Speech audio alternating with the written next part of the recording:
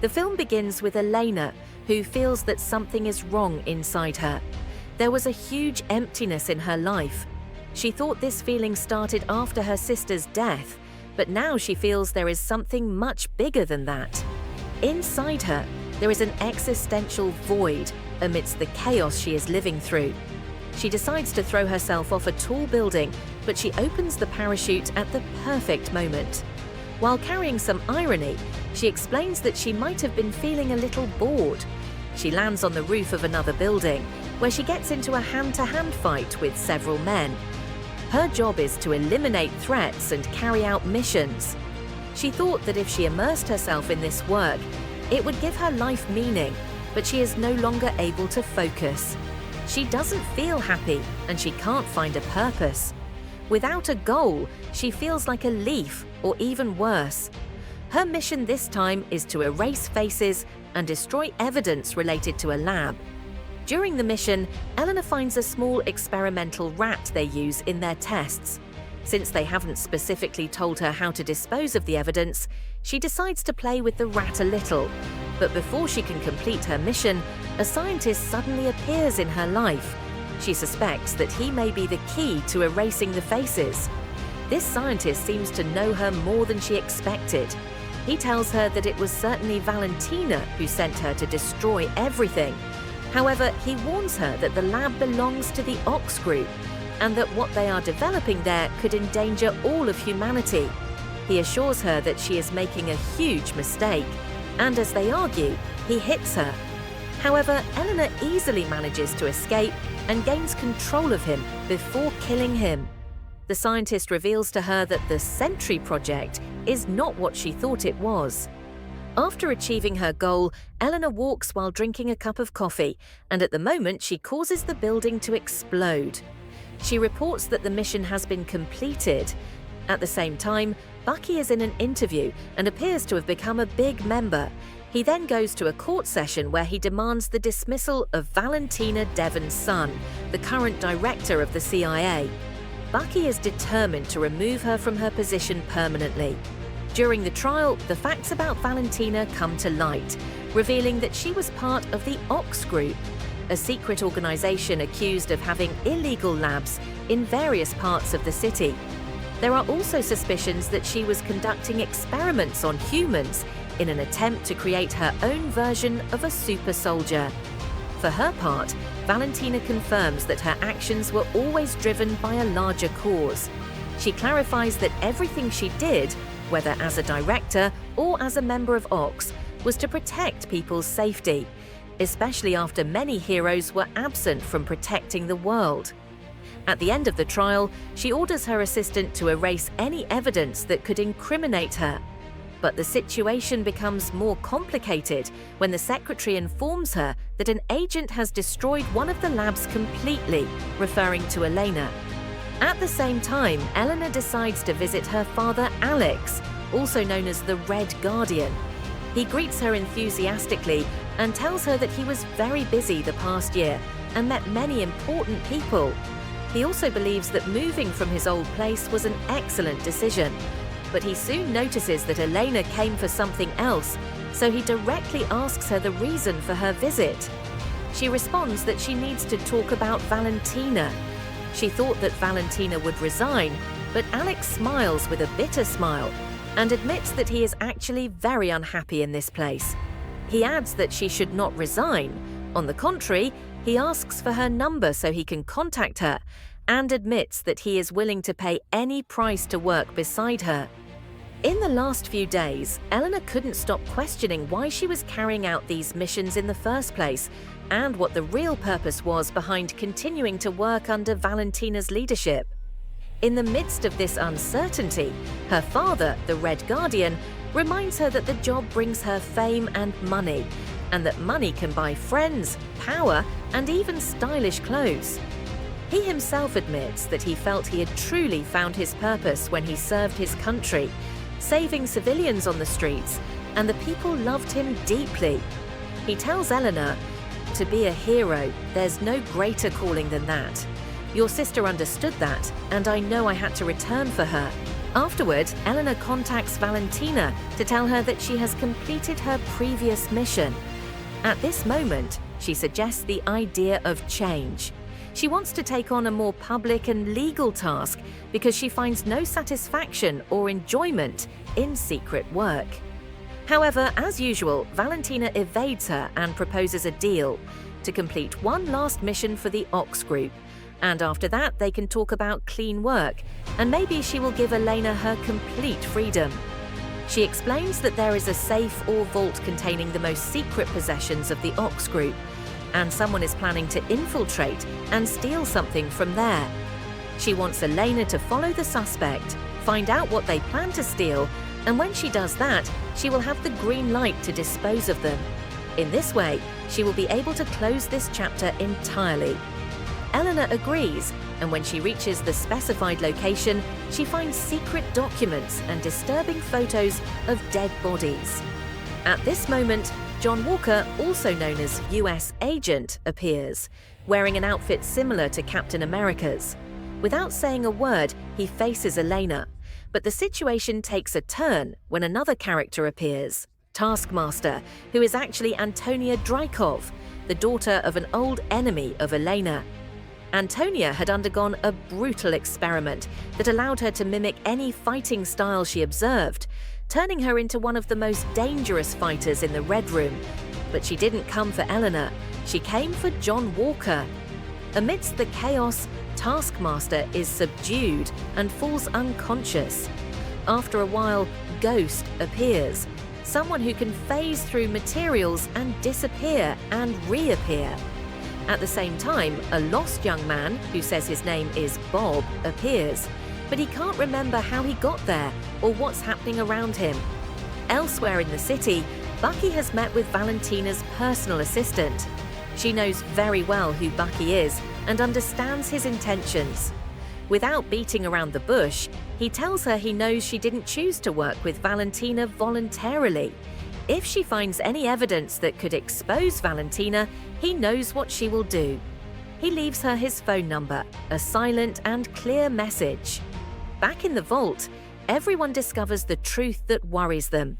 At some point, they had all worked for Valentina, carrying out secret missions under her orders, and they were just useful pawns that could be discarded at any time, and no one would ask about them if they disappeared. Ghost refuses to believe this reality and tries to escape using her powers, but something prevents her, a strange sound and increasing vibrations. The place is about to collapse and explode as Valentina had set a trap. She turned the vault into an incinerator, and through her tablet, she controls the gradual increase in temperature, intending to eliminate all the witnesses who might implicate her. In a moment of desperation, the agents search for an exit. Ghost manages to phase and dig through the ground, but the others think she has abandoned them and fled. But just before the place collapses, she returns using her ability and helps them break free. When the place collapses, everyone successfully escapes, driven by the force of the explosive wave. Elena manages to calm everyone down before they kill each other. Trembling, Bob confesses to Elena that he no longer wants to keep running and that his life feels meaningless. He feels an emptiness, similar to what she had felt earlier. But Elena responds firmly, saying, "Now, we will only cooperate to get out of here, and then you can decide what to do with your life as you wish." At that moment, John Walker finds an exit. And elsewhere, Bucky Barnes receives an unexpected phone call from Mal, where she tells him that she's been thinking about it for a long time, and that in reality, no one will protect them, and the Avengers won't return. Bucky replies that he can protect her, and she responds that no one will come to save them, adding, "I think we might be the ones who come." Bucky doesn't understand her words and needs more clarification, but in her usual manner, Valentina smoothly steers the conversation, asking him if he still knows how to track phones. Bucky replies sadly, "Yes, but I left that method behind a long time ago." Mal falls silent for a few seconds, then hangs up. Meanwhile, the group is trying to escape through a massive tunnel, and despite the difficulty of the path, they decide to work as a team, advancing step by step until they reach the exit. In a critical moment, they almost all fall due to a mistake from John Walker, but they manage to save themselves in time. In the end, they succeed in escaping the tunnel alive. At the same time, Mal hands Valentina new information about the Sentry Project. Valentina insists that all the people who underwent the experiment are dead, but the truth is that Bob is actually Robert Trenails, one of the first to undergo the experiment. His presence in the vault is explained by the fact that, unlike the others, he was the only one who succeeded in the process, meaning the experiment finally worked. Then we return to the fugitives, who have made it out of the vault and begun to reorganize. The moment John Walker extends his hand to Bob, Bob suddenly transitions into another memory, just as Lena had. In this vision, Bob sees a news story on his phone about the fall of a great hero, and he watches himself focused on the news report, not even noticing his infant child. The scene shifts to bitterness when his wife angrily confronts him about his neglect. Back to reality, the group discovers that a military team has arrived at their location, and they are completely surrounded, knowing there's no way to turn back. Amid the chaos, they quickly devise a plan to resist the attack, but Valentina, from a distance, gives a decisive order. No one uses lethal force, there's someone inside I need alive. For her part, Lena decides to stay with Bob, while Ghost uses her ability to phase and move through materials to advance and wait for them outside with John's help. John prepares to face the first wave of approaching soldiers. As part of the plan, Lena must activate the lights to create confusion and buy more time. In moments of waiting, Lena talks to Bob, who is still confused, and he admits he is starting to remember parts of his past. He tells her that one day he was offered an experimental drug designed to help people who wanted to change their lives and feel important. Bob admits that sometimes, without a clear reason, he experiences moments of intense joy followed by deep sadness, as if he had done something terrible, though he still can't figure out what it is. The first wave of soldiers enters, and Lena prepares to execute her role in the plan. Despite her failed attempts to stop them, since she can't activate the lights, John Walker faces the soldiers alone. When Lena and Bob reach him, they discover that he has taken out all of them. But there is no time to rest as the second wave of enemies approaches. Determined, Lena hands a weapon to Bob despite his confused state, but he insists on helping them. Now it's his turn, and they begin to fight the new soldiers, managing to repel the attack.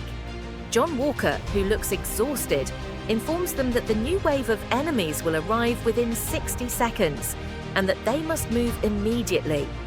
With no other options, they don't wear the uniforms of the soldiers they killed, abandoning their camouflage, and escape through another path. With the help of his teammates, Bob moves with difficulty due to his injuries. Everyone believes that the ghost has left them and moved on, but that is not true. In reality, she has arrived with a transport vehicle to rescue them. However, when they attempt to cross the checkpoint and present their identification, they are unable to pass as they appear to be lying. When Bob realizes there is no other way out, he makes a drastic decision. He exits the vehicle, raising his weapon in the air, and shouts that he is the target, offering himself as a distraction to the soldiers. In this heroic act, he takes several shots. The rest of the team, with no other solution, escapes, but a supernatural phenomenon occurs. Bob does not die, despite all logic, and discovers that he is also capable of flying, leaving him stunned. He rises to the highest point, while the others watch from the ground, unable to believe their eyes. In a final attempt to save the group, Bob dives like a missile, aiming to cause an explosion that would wipe out the enemies. He cannot destroy the entire place, but he causes a massive impact that knocks him unconscious.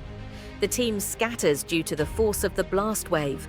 Valentina watches the events from a distance and orders an immediate search for Bob, as well as the capture or elimination of the rest of the group. After the shock, the team members regroup. One of them asks Helena about the fate of Taskmaster, to which she simply replies that she killed many people and now it's her turn. At that moment, Valentina calls her assistant, Mid, to tell her they must move to one of their old bases. Mid admits that they have found no trace of Yelena or the rest of the team. Valentina firmly asserts that they must capture them, as they are the last evidence of everything. She also orders that Bob be transferred to New York. That makes sense, because everyone on the team feels, in some way, that they've lost or failed. But as they approach the city, the team members start talking about the possibility of splitting up, each seeking a new life on their own. But the Red Guardian disagrees, saying that this isn't the solution and that they should stay united and be a great team, a team with aspirations for glory, an iconic team, even worthy of appearing on cereal boxes. However, Yelena coldly responds that this is impossible. As long as Valentina is chasing them, they will never win. Suddenly, a convoy of cars appears. The Red Guardian is not at the front, and as the cars get closer, Yelena acts quickly, setting an ambush for one of the enemy vehicles. Ghost prepares to fight, but Valentina's forces are too strong, even for her. At that moment, the Winter Soldier, Bucky Barnes, appears on a motorcycle and, with deadly precision, destroys the third vehicle. Although, in the process, he also blew up the Red Guardian's vehicle. After that, we discover that Bucky has captured the team, bound them, and explained that he doesn't see them as a threat, but as a crucial source of evidence. He plans to use them to press charges against Valentina, which would allow him to isolate her and send her to a truly secure and comfortable cell.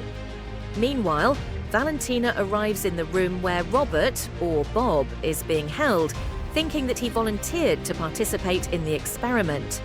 However, when he wakes up, he only asks about Yelena and the rest of the team. Valentina, in her sly manner, begins to plant doubts in his mind. She tells him that they abandoned him, that they are criminals, and that they've probably forgotten about him. She exploits his vulnerability and insists that he focus on himself, on who he really is, and on what he could become in the future. Furthermore, she reminds him that she's the only one who truly knows him, just as no one else does. She knows about his mother's mental illness, his past as an addict, and everything he tried to forget.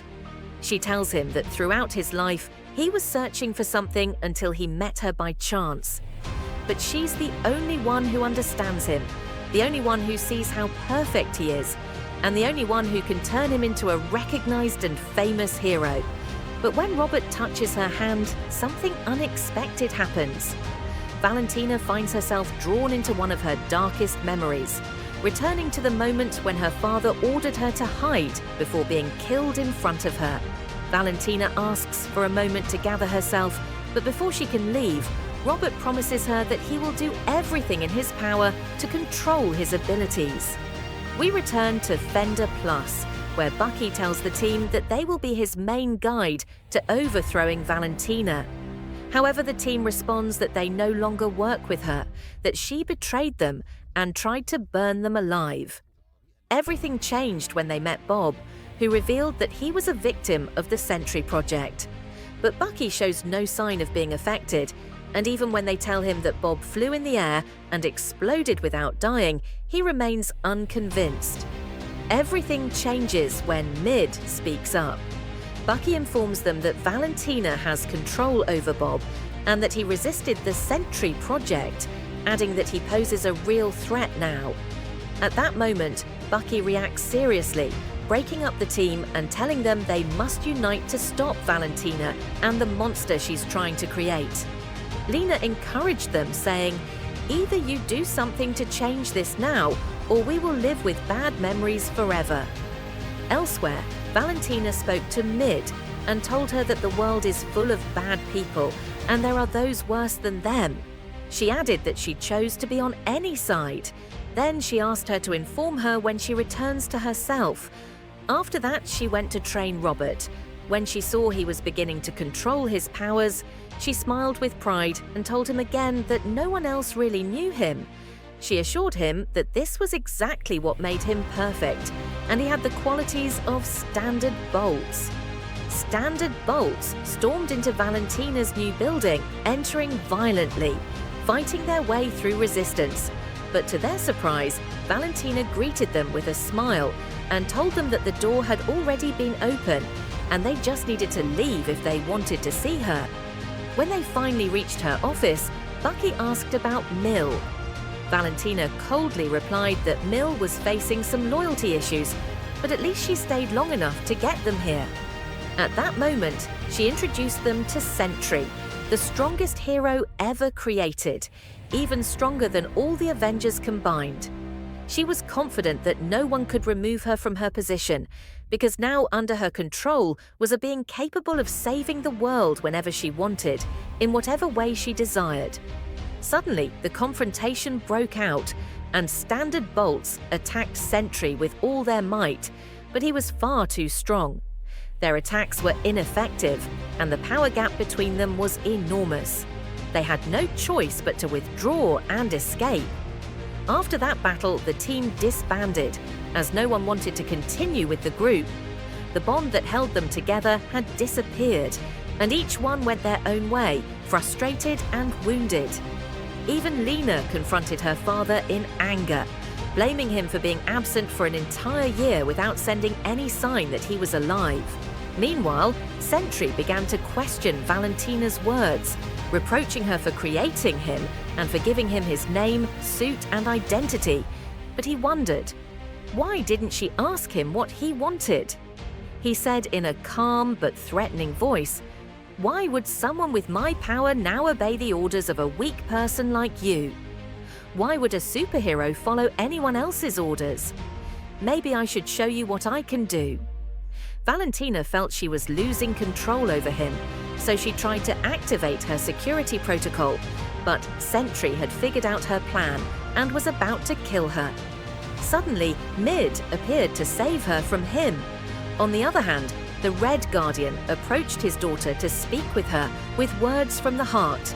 He told her that despite everything that had happened, they should try to rebuild their relationship again, and no matter what, he was still her father and she was still his daughter.